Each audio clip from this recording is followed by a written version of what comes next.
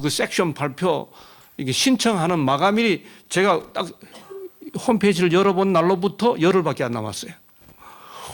와, 그러나 이 기회를 내가 놓칠 수는 없죠.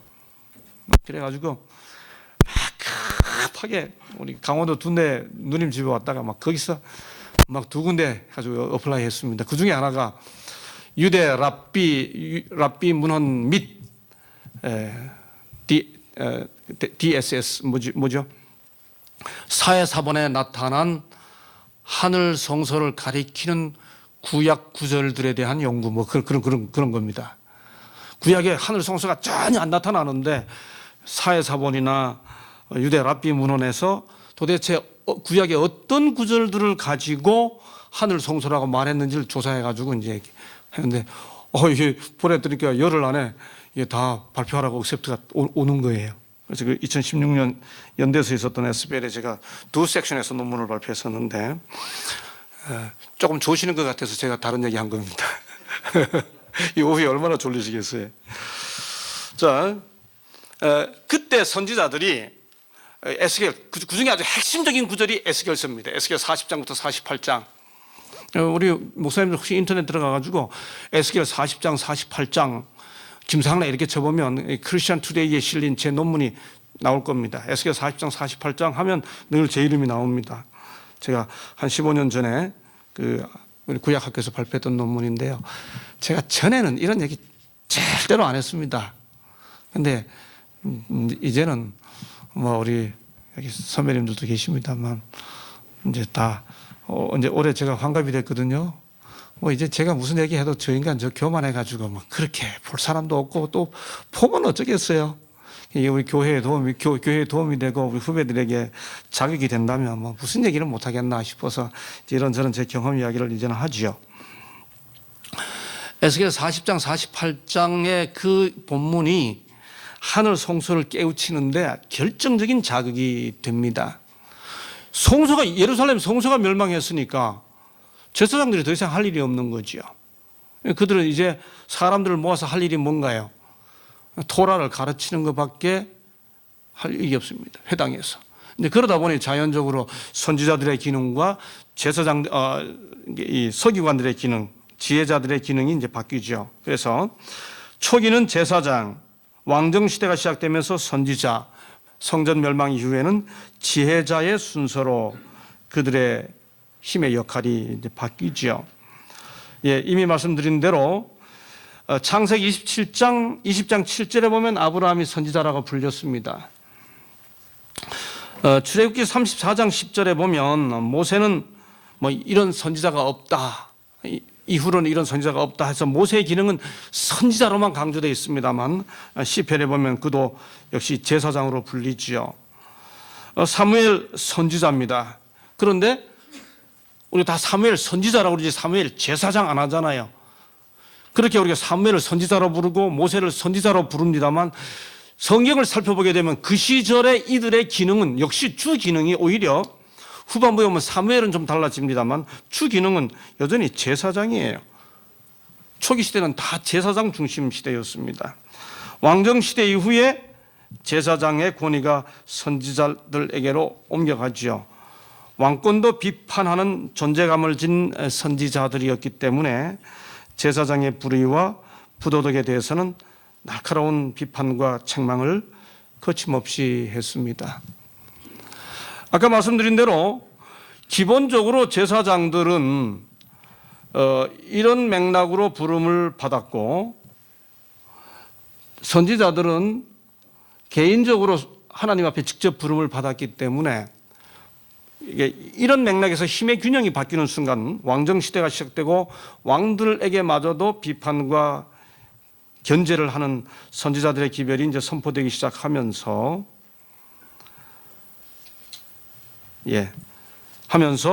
선지자들의 목소리가 커지기 시작하지요. 특별히 우리가 아모스서를 읽어보게 되면요, 제가 이 까맣겠는데 오히려 까만 게 더 잘 안 보이네요, 그렇죠? 좀 이거 화면을 다음 시간에 바꿔가지고 보시기 편하도록 좀 브레이크 타임에 좀 정리하도록 하겠습니다. 잘 보시게 하려고 정성을 다했더니 그 정성 효과가 오히려 덜한 것 같습니다. 아모스 7장 14절 16절에 나오는 유명한 구절이 있죠. 나는 선지자가 아니며 선지자의 아들도 아니고 나는 목자요 뽕나무를 빼앗는 자로서 양떼를 따를 때 여호와께서 나를 데려다가 내게 이르시기를 가서 내 백성 이스라엘에게 예언하라 하셨나니 이제 너는 여호와의 말씀을 들을지어다. 선지자가 아니고 선지자의 아들도 아니요 하라는 이 말은 자기의 출신을 이야기하는 거죠. 그런데 이어지는 구절에 나는 선지자도 아니고 선지자의 아들도 아닌데, 요즘 말로 하면 나는 삼육대학도 안 나왔고 신학과 졸업생도 아닌데 뭐 그런 말입니다. 그런데 하나님께서 나를 보내서 내 백성 이스라엘에게 예언하라 했다. 그래서 나는 예언한다. 이게 아모스의 이제 자의식이잖아요. 그렇기 때문에 이 선지자들의 기별은 기본적으로 체제 수능적이고 체제에 반응하면서 빗나가기 시작하는 사람들을 못 견뎌 하는 본능을 가졌죠.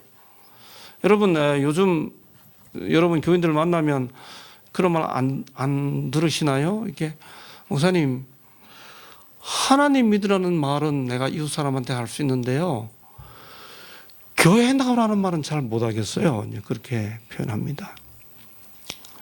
또 교회 나오라는 말은 내가 좀 하겠는데 교단을 바라보라는 말은 잘 못하겠어요. 그런 말을 하죠. 네. 여러분, 교단이 교회는 아니고 교회가 하나님은 아니잖아요. 그러니까 우리 속에 선지자적 직능과 제사장적 기능이 다 있다면 우리가 제사장적 기능으로서 하나님께서 하나님의 말씀을 전하기 위해 교회를 세우고 교회를 운영하기 위해 교단을 세워주셨기 때문에 그 교단을 위한 우리의 봉사를 최선을 다해야 되죠. 그런데 그 교단이 빗나가 교회와 일치되지 못하고 교회가 빗나가 하나님을 가르치지 못할 때 우리 속에 있는 선지자적 음성들이 우리를 깨워야 되는 거죠. 그걸 우리가 우리 속에서 누가 누구에게 말하는 것이 아니라 하나님께서 우리를 선지자로 비유해서 우리의 아이덴티티를 찾아주셨고 제사장을 통해 우리의 아이덴티티를 찾아주셨기 때문에 우리의 선지자적 아이덴티티들이, 우리의 제사장적 아이덴티티들이 혹시 무너졌다면 그걸 회복시키는 음성을 듣도록 우리를 환기시켜야 되는 거지요. 근데 그런 것들을 함께 말씀 속에서 찾아보려고 하는 겁니다. 제사장들은 당연히 성소에서 일했죠. 그런데 그들은 성소 밖에서도 봉사했습니다. 그 세 가지가 있죠. 첫째는 율법을 가르쳤고요. 그래서 아예 성경에 표현 나오죠. 가르치는 제사장, 이렇게 표현합니다. 역대하 15장 3절. 그러니까 제사하는 제사장이 아니라 가르치는 제사장. 오늘날 목회자들의 말씀 교육 봉사의 근거를 찾을 수 있죠. 두 번째는 분쟁 재판관입니다. 내가 판결하기 어려운 일이 생기거든 너는 일어나서 제사장에게로 가거라, 이렇게 하죠. 세 번째는 진찰 의사지요. 이 세 가지 기능이 오늘날 제사장들에게 다 있는데 이 기능들이 오늘날 현대 목회자들에게도 주어져 있는 것이죠. 예수께서 그래서 문둥병자를 깨끗게 하신 다음에 제사장에게 가서 보이라, 이렇게 말했습니다.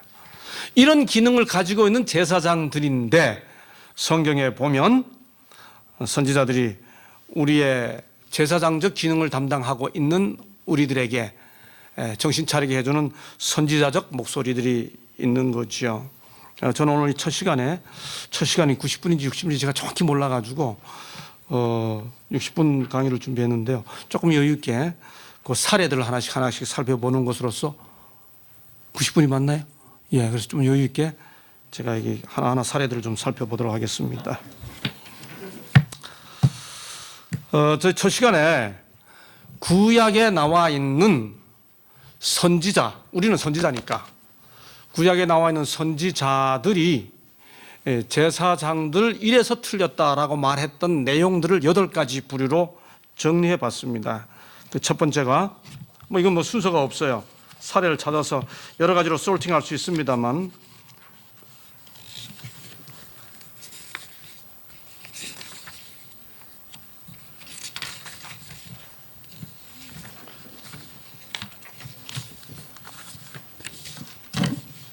하나씩 살펴보도록 하겠습니다. 첫째,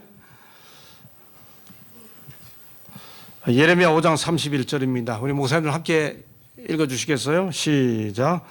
제사장들은 자기 권력으로 다스리며 내 백성은 그것을 좋게 여기나니 그 결국에는 너희가 어찌 하려느냐. 예레미야 5장 31절입니다.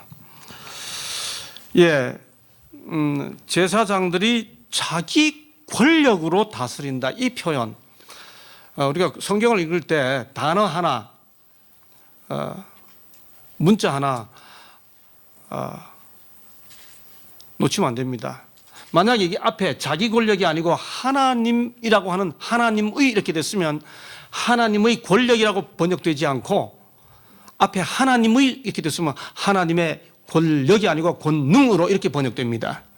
근데 이게 소유격이 하나님의가 아니고 자기이기 때문에 자기 권력으로 번역되는 거죠.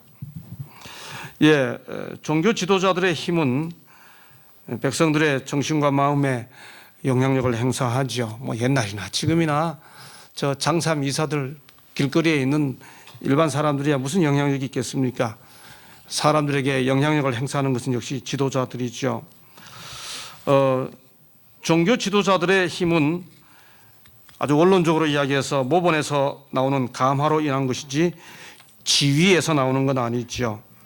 예, 진정한 종교적 힘은 감화력입니다. 만일 종교 지도자가 아무런 감화력이 없으면서 현실적인 힘을 가지고 있다 하면 그 힘은 세속 권력과 다를 게 하나도 없는 거죠. 고대나 현대나 종교 지도자들의 문제는 백성들에게 끼치는 선한 감화력이 없으면서 그들의 지위로 백성들을 다스리려고 하는 데서 문제가 생기죠. 종교 지도자는 군림하는 사람이 아닙니다. 그들에게 가장 필요한 덕목은 백성들을 사랑하는 따뜻한 마음과 그들의 삶과 생각을 존중해주는 민주적 사고 방식이죠. 단순하고 순수한 마음으로 하나님을 섬기려는 백성들을 그들의 연약한 실수들을 타박하며 힘들게 하는 제사장이 있다면 그는 백성들을 위로하는 하나님의 사람이 아니라 자기 권력으로 그들을 지배하는 사람이 되겠죠. 역사 이래 신의 이름으로 백성들을 심판하고 정신적으로 고문하는 종교 지도자들이 얼마나 많았습니까? 근본적으로 예수를 십자가에 달리도록 핍박한 이들도 유대 제사장들이었습니다. 여러분, 시대의 소망 205쪽 제가 이게 올리지 못했는데요. 제사장들이 예수님을 핍박했던 동기를 한마디로 이렇게 압축합니다. 시대의 소망 205쪽입니다. 그들이 예수를 핍박했던 것은 자신의 권력을 유지하기 위한 것이었다. 제사장들의 예수 핍박의 동기는 자기 권력을 지키기 위한 것이었습니다. 예레미야는 바벨론에 의해 멸망할 유다의 운명을 예고하면서 유다의 종교 지도자들에게 눈물로 경고하고 호소하고 있죠. 거짓 선지자들이 제사장들과 야합하여 그들의 기득권 옹호에 진력하고 있었습니다. 선지자와 제사장이 이처럼 불의를 위해 공모한다는 것은 참으로 기괴한 일이었죠. 그들은 제사장의 권위를 내세워 하나님이 원하시는 개혁은 아랑곳하지 않고 유행에 편승해서 죄악에 동참하고 있었습니다. 그게 예레미야로 하여금 자기 권력으로 다스리고, 더 놀라운 사실은요, 백성들이 그걸 또 좋아해요. 예? 시간 다 된 거예요? 4시까지인가요? 60분 수업이었, 60분 수업이 아니라 60분 강의였나요? 예? 첫 강의는 60분. 근데 저는 또 박 목사님이 90분이라 하는 줄 알고 빨리 해야 할 걸 또 천천히 했네요. 알겠습니다. 이제 4시에 맞춰야 되는 시간이네요. 그렇죠?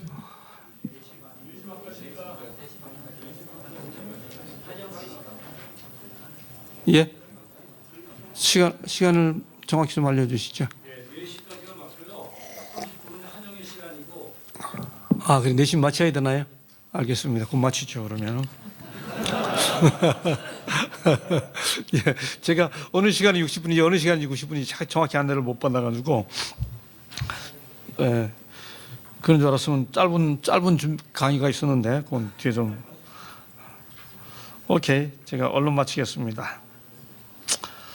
예, 구약에 보면요, 제가 이제 4시에 마쳐야 되는 걸 알았기 때문에 한 5분만 더 하겠습니다, 목사님. 네, 4분만.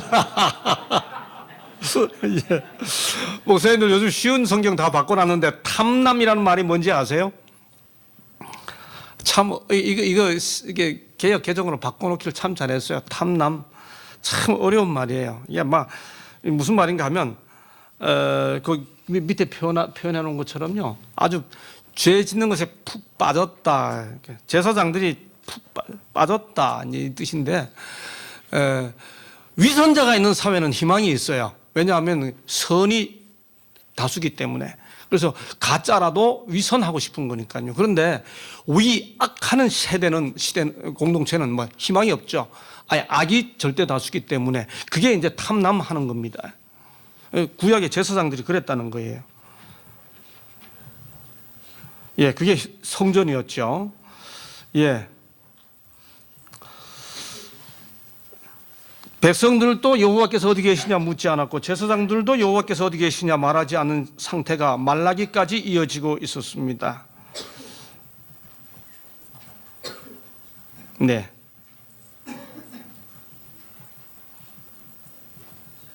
다 생략하고요.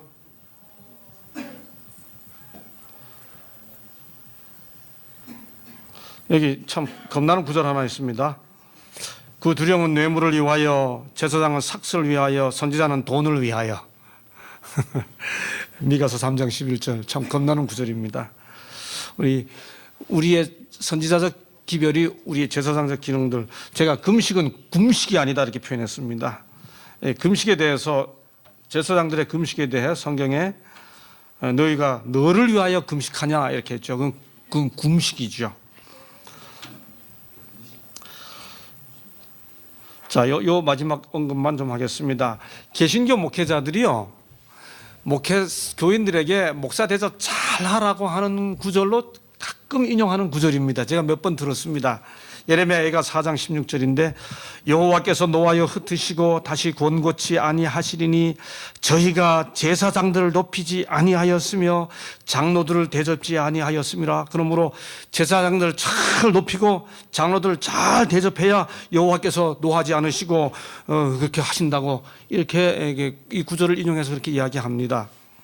여러분, 그런데 이 예레미야가 4장 16절을 이렇게 적용하는 것은 정말 성경을 본문과 정반대로 해석하는 대표적인 경우입니다. 이 본문을 다 읽어보면요, 그 앞절만 읽어봐도 이방인이 이르기를 저희가 다시는 여기 거하지 못하리라 하였도다. 여호와께서 노하여 흩으시고 다시 권고치 못하리니, 저희가 누군가 하면 이방인입니다. 이방인들이 제사장들을 높이지 않고 장로들을 대접지 아니하였음이로다 이렇게 합니다. 그렇게 한다 그 말입니다. 무슨 말인가 하면, 제사장들과 장로들이 하나님의 뜻대로 살지 아니하면 남들도 그렇게 대접한다, 그 구절입니다. 이방인들마저도 제사장들 대접지 않고 장로들 대접 안 해. 그러니까 제사장들 정신 똑바로 차리고 하나님 뜻대로 살아야지 라고 하는 구절이 예레미야 애가인데, 그 구절을 뒤집어 가지고 제사장들 대접하고 장로들 대접하라고 하는 것을 빗대어 현대 목회자들 대접하라고 하는 구절을 인용하여 설교한다면 그 본문의 의미를 완전히 뒤집어 놓은 게 되는 거지요. 예. 아무리 교회에서 힘을 쓰는 목사나 장로라고 해도 그들이 하나님의 뜻대로 살지 않으면 세상 사람들도 그들을 높이지 않는다는 거죠. 그 결과가 2010년부터 2015년 통계로 한국 사회에서 그대로 나타나지 않았나 싶습니다. 우리는 어떨까요? 구약에 나오는 제사장을 통해 대접받아야 하는 권위의 근거로 삼는 우리들은, 저는 제사장들이 말하는 그 기별을 우리에게 어떻게 적용시켜야 할까요? 그 첫 질문을 던지면서 오늘 첫 시간 마치도록 하겠습니다. 바로 기도합니까? 기도하겠습니다. 아버지 하나님, 교회를 섬기는 분주한 현실에 있는 주의 종들을 한적한 곳, 아름다운 곳, 이곳으로 함께 모이게 해주시고, 우리를 이 시대의 선지자로 불러주시고, 이 시대의 제사장으로 세워주시고, 이 시대의 백성들의 상담자인 지혜자로 세워주신 하나님의 뜻을 헤아리면서 내적 성찰을 깊이 할 수 있는 기회를 허락해 주셔서 감사합니다. 이 의미 있고 존귀한 자리에 소자 말씀 선포 부탁받고 동역자로서, 후배로서, 선배로서 어떻게 함께 우리 자신들에게 이 기별들을 적용시킬까 생각하며 말씀을 함께 준비했습니다. 주여, 선지자들이 전해준 제사장을 향한 기별들이 오늘날 선지자인 내가, 제사장인 나에게 호소하는 기별이 될 수 있도록 말씀을 살필 뿐만 아니라 적용하는 기회가 될 수 있도록 성령께서 역사해 주시옵소서. 앞으로의 모든 시간을 주께 의탁하옵고 성령께서 함께 주옵시기를 예수님 이름으로 기도하옵나이다. 아멘.